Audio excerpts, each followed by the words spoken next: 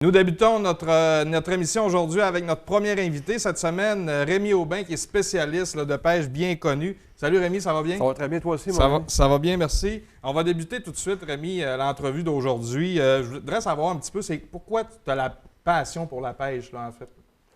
Ben, c'est quelque chose d'abord qui vient tout jeune. Si je résume rapidement, à l'âge de 5 ou 6 ans, me retrouver dans les petites mares d'eau à marée basse ici, à ramasser les petits menés à un moment donné, ça commence comme ça, à vouloir après ça avoir sa propre canne à pêche, d'attraper ses premiers poissons à 6, 7, 8 ans. J'empruntais les cannes à pêche de mon grand frère. OK. J'ai attrapé des anguilles sur le bord de la mer. Puis ça a commencé tranquillement, pas vite. Puis aussi, surtout, avec des personnes plus âgées que moi qui ont été des mentors. Et non pas des menteurs. Tu vois, à la pêche. Parce qu'à la pêche, il y en a quelques-uns. Hein? C'est ça. Fait que c'est des gens qui m'ont amené tranquillement à connaître le sport. C'est pour ça qu'on axe beaucoup sur la relève en disant que ça prend souvent un adulte derrière nous autres qui montre les bonnes manières.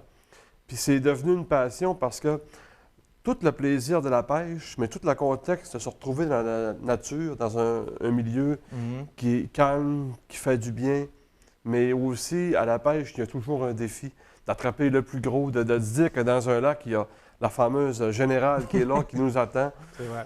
Puis c'est sûr que ça finit pas. Puis d'année en année, bien après ça, on lit des choses, on apprend des choses. Puis après ça, on participe à des événements.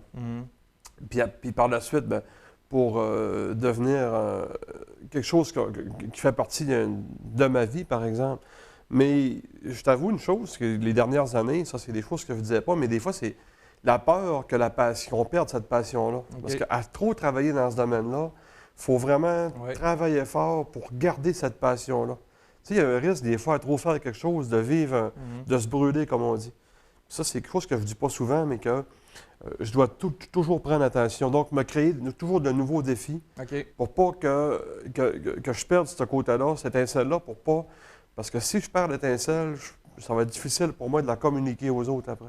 Ça, c'est... Puis est-ce que Rémi Aubin, il arrête de pêcher pendant un mois, comme tu disais, pour peut-être te revenir plus fort après ou pas perdre la passion, en fait? Ou non, c'est 12 mois par année? Oui, plus maintenant, parce qu'à l'époque, j'y allais tous les jours que je pouvais. La pêche, quand on est père de famille, on a des enfants, on a le travail, bien, on essaye de se mettre du temps de qualité. Du temps de qualité pour sa famille, c'est important, mais aussi du temps de qualité pour la pêche. Moi, à ce moment-là, je me dis, je préfère y aller, mettons, une fois par semaine, mais dire, là, toute la semaine, je pense à ma stratégie. Puis surtout, là, ce qui est difficile, là, maintenant, c'est de trouver un lac. Pas parce que j'en connais pas. C'est un méchant problème. Là, j'ai tous les clients au magasin qui me donnent le spot que je garde confidentiel, bien sûr. Et là, j'ai une liste complète en me disant qu'est-ce que je vais pêcher la fin de semaine? Le doré, le brochet, la truite, la grise. Et quel lac que je vais aller? Et là, ça devient pour moi là, un casse-tête, là, comme une balance, là, qui est mon signe, mais je ne suis pas du tout. OK, je comprends. Mais qu'est-ce que je vais faire? Où je vais aller aujourd'hui? Donc, puis ça se ramène au défi. Puis après ça, durant la semaine, je pense à mes stratégies. OK, je vais à tel lac, telle technique. Là, c'est peut-être une période de l'année. Qu'est-ce que j'essaye? Il faut que ça fonctionne. Parce que j'ai pas beaucoup de temps là, pour prendre quelques prises. Puis souvent, en raison du commerce, bien là, on va prendre des photos pour montrer aux gens que ça a marché. Tu sais, la dernière technique ou le dernier sonore, ça a marché. Là. Fait qu'il y a tout un côté stratégie là-dedans aussi. Là. Puis comment tu es devenu spécialiste? Un gagne-pain pour toi, je pense, aujourd'hui, en plus. Tu es une renommée, en fait, au niveau de la pêche, là, tant régionale que provinciale. Comment c'est devenu pour toi? Comment tu es devenu spécialiste, une référence, en fait? Ça, c'est des gens qui disent ça. C'est des gens qui nous amènent ça. Nous autres, on fait ce qu'on aime, un peu comme quelqu'un qui aime le hockey comme toi. On fait ce qu'on aime, puis c'est des gens qui nous donnent des titres, c'est pas nous autres. Moi, j'aime ça, point. Puis après ça, tranquillement, pas vite, bien, je donne mes opinions, mes idées, puis je communique mes passions. Puis après ça, les autres, après ça, nous donnent des titres ou des choses comme ça. Ça fait plaisir, ça fait chaud au cœur, mais il ne faut pas s'asseoir sur nos lauriers en se disant, il faut vraiment se dire, bien, il y a toujours un travail à faire, il y a toujours des choses à améliorer, autant au point de vue de l'éthique du loisir, l'éthique est très importante, que des techniques. Donc, c'est très important. Mais oui, ce loisir-là a amené très loin. Entre autres, j'ai tourné pour la France.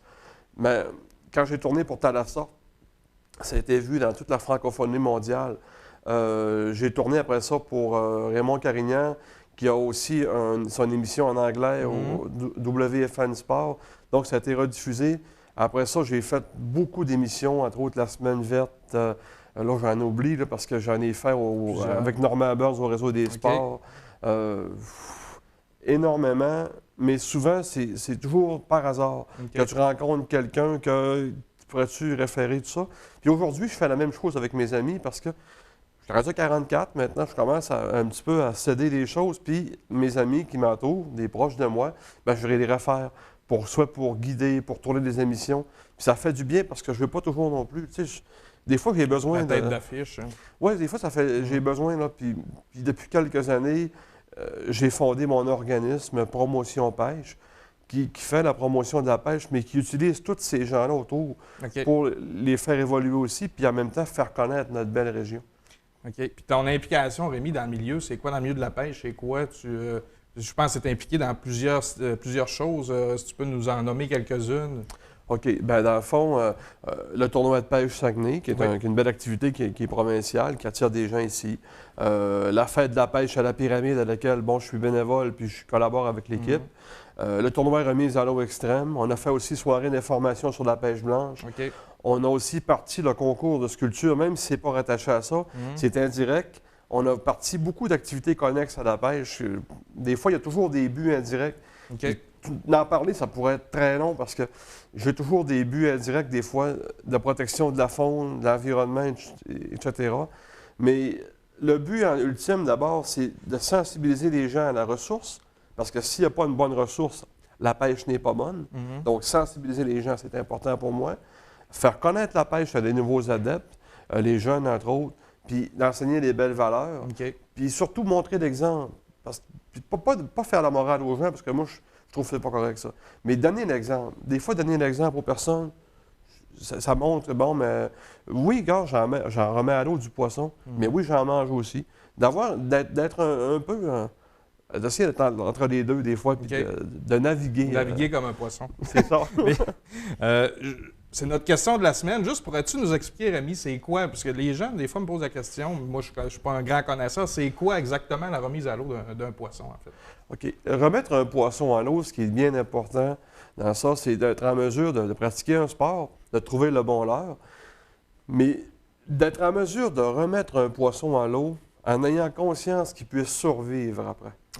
Puis en ayant conscience aussi que quand le poisson, on croit qu'il ne peut pas survivre, de le conserver sans le gaspiller, puis qu'on puisse le consommer et faire un bon repas. Consommer un poisson fait partie du plaisir. Tu sais, on arrive avec une belle truite au souper.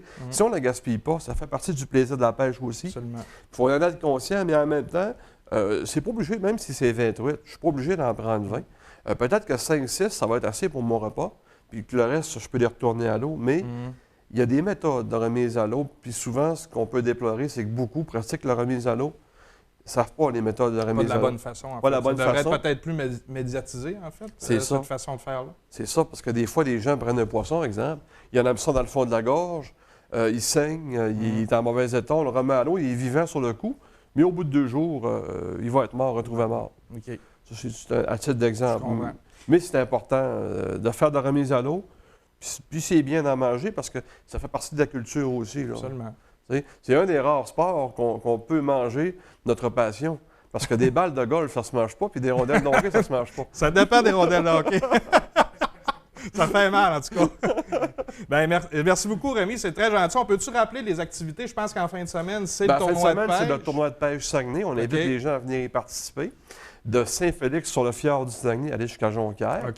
Bientôt, la fête de la pêche à la pyramide. Début juin, je crois. Oui, on demande aux bénévoles d'y participer. Entre autres, parmi les bénévoles, on fait tirer un forfait de pêche en pourvoirie pour 2 personnes. Seulement pour les bénévoles qui s'impliquent. Est-ce que vous avez encore besoin présentement de bénévoles? Oui, on a encore besoin. Qui qu'on peut rejoindre pour ça? Bien, vous pouvez me rejoindre au travail au 544-41-82.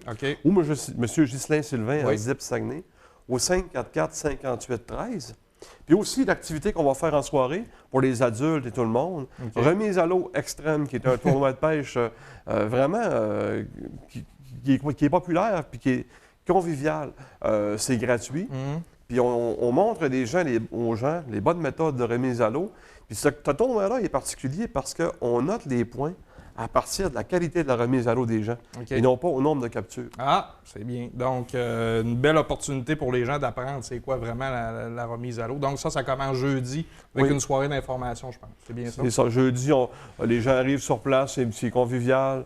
On prend un petit breuvage, une liqueur. Puis par la suite, là, on débute le tournoi, puis c'est des manches, là, puis avec une finale à la fin. C'est agréable. Excellent. Bien, je te remercie beaucoup, Rémi. Ça a été extrêmement intéressant. Merci. Nous, un petit rappel pour tous les gens qui vont répondre à nos questions de la semaine sur la page Facebook de l'émission. On fait tirer une canne à pêche de tout près de 200 $. Je pense que c'est une moucheuse qu'on fait tirer. Oui, l'équipement complet pour la mouche, canne, moulinet, soie, étui, Fenwick, valeur de plus de 200 $. Plus de 200 $. Donc, très beau prix qu'on fait tirer à la fin de l'année avec tous les répondants de nos questions sur la page Facebook. Donc, nous, on revient tout de suite après la pause avec notre deuxième invité de la semaine.